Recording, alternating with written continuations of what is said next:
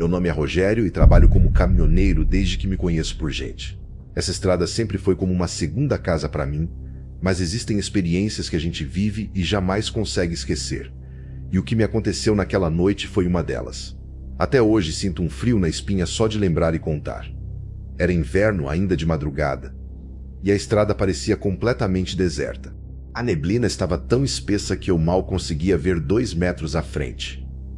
O frio era daqueles que fazem os dentes baterem, e o silêncio, aquele silêncio absoluto, me dava a sensação de ser o único ser vivo no planeta.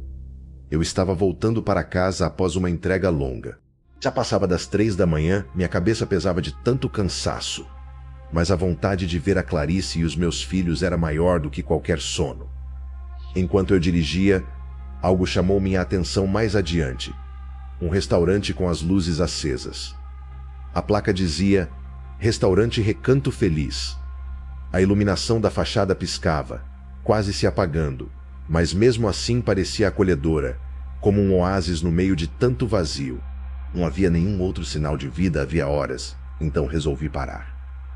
Precisava de um café e, para ser honesto, de um banheiro com urgência. O estacionamento estava vazio, exceto por 2 ou 3 carros antigos. Nada que chamasse atenção, pensei. Entrei no restaurante e, no mesmo instante, senti algo estranho no ar, embora não soubesse explicar o quê. As paredes tinham quadros velhos pendurados e o aroma de comida recém-preparada pairava no ambiente, mas havia qualquer coisa errada ali. O mais esquisito eram as pessoas, umas 5 ou 6 mesas ocupadas, mas ninguém conversava. Todos me encaravam fixamente, e não era um olhar de simples curiosidade. Era como se eles soubessem de algo que eu desconhecia. O garçom, um homem magro com profundas olheiras, apenas apontou na direção do banheiro, sem dizer uma palavra, deu um sorriso estranho e se virou. No banheiro a sensação piorou. O espelho estava coberto de manchas, e as rachaduras nas paredes pareciam formar figuras esquisitas, quase como rostos distorcidos. Mas eu precisava usar o lugar mesmo assim. O único som era a torneira pingando. De repente, ouvi alguém chamar meu nome. Rogério. Era uma voz baixa, quase um sussurro. Olhei para trás rapidamente, mas não havia ninguém. Engoli em seco, lavei o rosto e concluí que o cansaço estava me pregando peças. Decidi que era melhor ir embora logo. Porém, quando retornei ao salão, o restaurante estava completamente diferente. Tudo estava em ruínas. As luzes que antes iluminavam o local agora estavam apagadas, deixando o ambiente tomado por sombras. Mesas e cadeiras tombadas, algumas quebradas. O cheiro agradável de comida tinha dado lugar a um forte odor de mofo e ferrugem. Minha respiração ficou acelerada. Tentei me convencer de que era algum tipo de trote, mas nada fazia sentido. Olhei as paredes, agora descascadas, cheias de manchas escuras. Um dos quadros estava pendurado de lado, e parecia que os olhos da figura pintada me seguiam. Isso não é real, não pode ser real, murmurei, mais para mim mesmo do que para qualquer outra coisa. Virei-me para a saída. Só queria deixar aquele lugar. Dei um passo rápido, mas tropecei em algo no chão. Olhei e vi um prato quebrado com manchas escuras que pareciam sangue seco. Meu estômago embrulhou. A vontade de correr era mais forte que o receio de parecer louco. Lá fora o frio estava ainda mais intenso. A neblina parecia ter devorado tudo ao redor, e o silêncio era sufocante. Meu caminhão continuava exatamente onde eu havia parado, mas agora parecia pertencer a outro mundo. Comecei a caminhar até ele, quando ouvi barulho de pneus na estrada. Uma viatura policial surgiu devagar e parou no acostamento. Um policial bem forte desceu, apontando a lanterna diretamente para mim. Ele parecia desconfiado. "O que você está fazendo aqui?" perguntou, a luz me cegando. Eu só parei para usar o banheiro. Achei que o restaurante estava aberto. Respondi, tentando esconder o quanto estava abalado. Ele abaixou a lanterna, mas sua expressão ficou ainda mais grave. Olhou para o restaurante, depois para mim, e deu uma risada curta e seca. "Esse lugar está fechado há mais de 20 anos. Você sabia disso?" Meu coração disparou. Não era possível. Eu tinha entrado lá agora mesmo. Tinha gente. Tinha comida. Tudo parecia normal. Ele balançou a cabeça devagar, como quem já escutou aquela história antes. Esse restaurante foi cenário de um massacre nos anos 90. 12 pessoas foram assassinadas aqui. Dizem que o dono ficou louco e... bem, você pode imaginar o resto. Minhas pernas tremiam. Tudo começava a se encaixar. E, ao mesmo tempo, nada fazia sentido. O policial deu um passo para trás, olhando ao redor como se esperasse ver algo além de mim. Meu conselho, entre no seu caminhão e vá embora. E não volte. Esse lugar não é seguro, nem para os vivos, nem para quem quer que seja. Eu mal conseguia respirar. As palavras dele ecoavam na minha mente. Massacre, 12 mortos, fechado há mais de 20 anos. Como aquilo podia ter acontecido? Eu tinha visto pessoas lá dentro, sentido o cheiro da comida. Não era imaginação. Subi no caminhão sem falar mais nada. Minhas mãos tremiam tanto que quase não consegui dar partida. O motor finalmente pegou, mas a sensação de segurança que eu sempre tinha ao volante não apareceu dessa vez. Enquanto manobrava para sair, olhei pelo retrovisor. O policial ainda estava lá, parado, mas agora olhava fixamente para o restaurante, como se enxergasse algo que eu não via. Acelerei e parti. Mas minha mente não parava. Cada quilômetro parecia infinito. De repente o rádio começou a chiar, mesmo estando desligado. Logo depois, uma música antiga, quase inaudível, começou a tocar. Uma melodia antiga que me lembrou o clima daquele restaurante. Olhei pelo retrovisor e meu coração quase parou. Por um segundo vi o rosto de uma mulher atrás de mim. Ela era pálida, com olhos fundos e um sorriso torto, congelado. Virei a cabeça depressa. Mas claro, não havia ninguém. Segurei firme no volante e respirei fundo, tentando manter o controle. Quando finalmente cheguei na cidade, as luzes das ruas e as casas conhecidas trouxeram um pouco de alívio. Estacionei o caminhão na garagem e entrei em casa sem fazer barulho. Clarice dormia no sofá, com a TV ligada em volume baixo.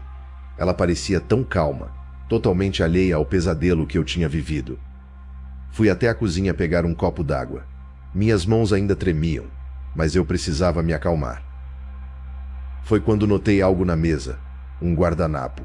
Não seria nada demais não fosse o nome impresso nele. Restaurante Recanto Feliz. Minha respiração parou. Eu sabia que não tinha trazido nada de lá. Nem sequer havia tocado em alguma coisa. Peguei o guardanapo com as mãos trêmulas, tentando entender. O cheiro de mofo voltou, forte, como se o restaurante estivesse ali, dentro da minha cozinha. Larguei o guardanapo no chão e olhei ao redor. A sala parecia mais escura. A TV tinha se desligado sozinha. O silêncio era tão pesado quanto o daquele lugar amaldiçoado. Senti um arrepio subir pela espinha e me virei devagar. Na penumbra da sala vi uma silhueta. Um homem usando chapéu de palha, exatamente como um dos clientes que eu tinha visto no restaurante. Ele não se mexeu, não falou nada, mas eu sabia que estava me observando. Pisquei e ele sumiu. Desde aquela noite, nunca mais passei por aquela estrada. No dia seguinte, queimei o guardanapo no quintal. Mas às vezes, ainda sinto o cheiro de mofo ou escuto sussurros quando estou sozinho na estrada. E sempre me pergunto, será que eu realmente consegui sair de lá?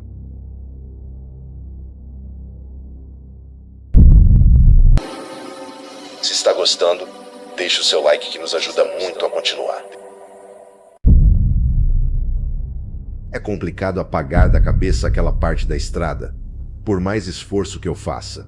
Algumas coisas se grudam na nossa memória de um modo que ignora o tempo e a distância. A BR-16 sempre foi praticamente uma segunda casa para mim. Durante mais de 27 anos, eu percorri o trecho de Governador Valadares até Teófilo Otoni. Ida e volta. Semana sim, semana não. Pilotando para o Gontijo. Decorando cada curva, cada aclive, cada lugar onde o ônibus parecia puxar o ar de um jeito diferente. Só que naquela noite específica, a viagem já vinha com algo errado desde antes de eu deixar a garagem. Não consigo explicar de forma bonita.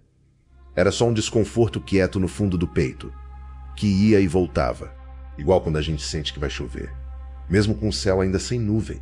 Os passageiros subiram calados. Todo mundo parecia exausto, quase ninguém trocando palavra. Quando fechei a porta e posicionei as mãos no volante, o frio do metal veio diferente, mais intenso do que o normal. Detalhe pequeno, mas que ficou marcado. A estrada estava quase deserta, luzes internas do ônibus desligadas, só o brilho azulado fraco do painel iluminando meu rosto. Eu seguia concentrado, na velocidade certa, com a atenção dobrada, porque naquele pedaço, depois das 2:30, sempre aparecem bolsões de neblina que surgem do nada. E surgiram mesmo. Uma névoa rasteira, baixa, que encurtava o alcance dos faróis. O rádio não colaborava, chiava, captava interferência, voltava, sumia outra vez. E entrava um cheiro esquisito pela fresta da janela lateral. Um odor meio metálico que eu não consegui reconhecer. Não era fumaça, não era diesel, não era nada que eu já tivesse sentido antes. Tentei fazer de conta que não era nada. Quem roda à noite aprende a deixar essas sensações de lado. Passava um pouco das 2:40, quando avistei a primeira coisa que não fazia sentido. O farol iluminou no acostamento uma silhueta comprida. Parecia um animal esticado, como se o corpo fosse grande demais para o que ele aguentava, apoiado nos 4 membros, mas de um jeito torto. As juntas. Até hoje, quando recordo a posição dos braços e pernas, sinto um enjoo por dentro. Não tinha nada de natural ali. No primeiro momento, pensei que fosse um bicho machucado. Nessa estrada a gente vê de tudo. Cachorro atropelado, cavalo solto, capivara tentando escalar o talude. Mas aquilo não era nada parecido. Era magro demais. A pele tinha um brilho estranho, como se estivesse úmida, embora não estivesse chovendo. E a cabeça era pequena demais para o corpo. Pequena e um pouco inclinada, como se estivesse atenta a algo. Passei devagar por causa da curva, sem frear muito, porque qualquer motorista experiente sabe, reduzir bruscamente na BR de madrugada é pedir encrenca. Assalto acontece num piscar de olhos. Então mantive o ritmo, só desviei um pouco o volante para dar espaço. Quando a luz pegou melhor naquilo, a figura virou um pouco na minha direção.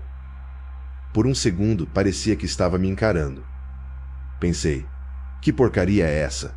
Quase sem abrir a boca, e segui em frente, tentando me convencer de que era só o cansaço. Já eram mais de 9 horas dirigindo naquele dia, com 2 paradas rápidas desde a saída. Cansaço prega peça na visão. Os mais velhos sempre falam isso. Mas não era cansaço. 5 minutos depois, o trecho mais solitário de toda a rota. Sem sinal de celular, sem carro passando, sem farol no sentido oposto. Só a estrada, o ônibus e aquele silêncio que penetra no ouvido como água fria. Foi quando o farol alto captou 3 coisas ao mesmo tempo. A primeira, algo parado bem no centro da pista. Não parecia animal, não parecia gente. Parecia um corpo indeciso sobre para onde ir. A segunda, um vulto parecido com o do acostamento, só que mais ereto, como se tentasse ficar em pé nas 2 pernas. Torto, mas tentando. A terceira, uma mancha escura no asfalto, brilhante. Parecia sangue, mas com a cor errada. Mais preta que vermelha. Parecia óleo, mas sem o reflexo típico de óleo de motor. Era algo no meio do caminho que só de ver já arrepiava a nuca. Desviei o ônibus para a contramão com cuidado, sem travar roda, sem balançar os passageiros. A experiência conta muito nessas horas. Fiz a manobra calma, respirando fundo, só querendo manter o domínio da situação. Quando passei ao lado, a criatura, agora eu consigo chamar assim, virou a cabeça devagar para mim. Bem devagar. Não foi reflexo, não foi susto, foi deliberado. E nesse momento ela abriu a boca. Não sei explicar direito. Não era grito, não era ronco. Era um som seco, breve, como ar sendo expelido por um tubo vazio. Um som que nunca mais saiu da minha cabeça. E falo sério, desde aquele dia, sempre que ouço o vento batendo na antena de rádio, lembro exatamente daquele barulho. Continuei a viagem, mas meu corpo inteiro estava rígido. Mãos apertadas no volante, costas travadas. O painel azul parecia mais apagado, como se tivesse enfraquecido sozinho. Os passageiros seguiam dormindo, sem desconfiar de nada. Isso me dava uma sensação esquisita. Uma parte queria acordar todo mundo, Outra queria preservar o silêncio e fingir que nada tinha rolado. Estava chegando perto do posto onde eu sempre parava para um café, uns 40 quilômetros à frente. Estrada mais apertada, barranco de um lado, mata do outro. Aí veio a parte pior. Sem nenhum aviso, a criatura cruzou a pista inteira de um lado ao outro numa velocidade que eu nunca vi em nenhum animal em todos esses anos de estrada. Não foi corrida. Foi como se deslizasse pelo asfalto, sem esforço, sem ruído. Freiei o mínimo necessário, só para não perder o controle. O coração subiu para a garganta. Quando ela chegou do outro lado, parou. Parou como se estivesse analisando algo e virou o corpo devagar, repetindo aquele movimento estranho de antes, como se soubesse que eu ainda olhava. Mas não terminou aí. Uma segunda figura saiu da mata atrás dela. Não sei se era maior ou menor. Era muito parecida, só que trazia algo na boca. Parecia um animal pequeno, talvez um cachorro, talvez uma capivara jovem. Mas o jeito que pendia, torto, sem vida, parecia errado. As duas desapareceram no mato, como se nunca tivessem existido ali. Aquela cena me abalou como nenhuma outra em 27 anos de estrada. Foi quando compreendi que não era um animal perdido, nem acidente, nem nada que coubesse na minha experiência. Aquilo estava caçando. Não sei se caçando a gente, mas caçando algo em conjunto. Cheguei no posto 40 quilômetros depois, tremendo. Desci do ônibus antes mesmo de desligar os equipamentos. O ar gelado bateu no rosto e só aí notei que suava. Sabe quando o corpo reage a algo que a mente ainda não processou? Foi exatamente isso. Fui dar uma olhada no ônibus sem saber bem o motivo. E no paralama tinha um respingo escuro grudado. Toquei com o dedo. Tinha cheiro metálico forte. Não era óleo. Não era sangue normal. Não sei o que era. Naquele instante, confesso, senti um medo maior do que nas vezes em que passei por tentativa de assalto. Pensei em contar para alguém, chamar a polícia, empresa, qualquer coisa. Mas quem vive na estrada sabe. Certas histórias, se contadas, viram piada. E eu não conseguiria explicar aquilo sem soar louco. Voltei para o ônibus, respirei fundo, limpei a mão no trapo e segui viagem tentando pensar em outra coisa. Mas o mais estranho ainda viria depois. 2 dias depois, no grupo de WhatsApp dos motoristas, o pessoal começou a falar de umas coisas. Primeiro um colega mandou: "Rapaz, ontem vi uma coisa estranha na pista. Parecia gente, mas não era." Depois outra: "Quase bati num bicho esquisito perto da serra. Não era cachorro, não era porco, não sei o que era." Li aquilo com o peito apertado. Ninguém entrava em detalhes, mas dava para perceber que tinham visto algo parecido com o que eu vi. E desde então, toda vez que passo naquele trecho, deixo o farol alto um pouco mais forte, observo o acostamento com mais atenção e diminuo a velocidade, mesmo sabendo que não é o ideal. Não por medo de atropelar algo, mas por medo de, um dia, algo olhar de volta para mim.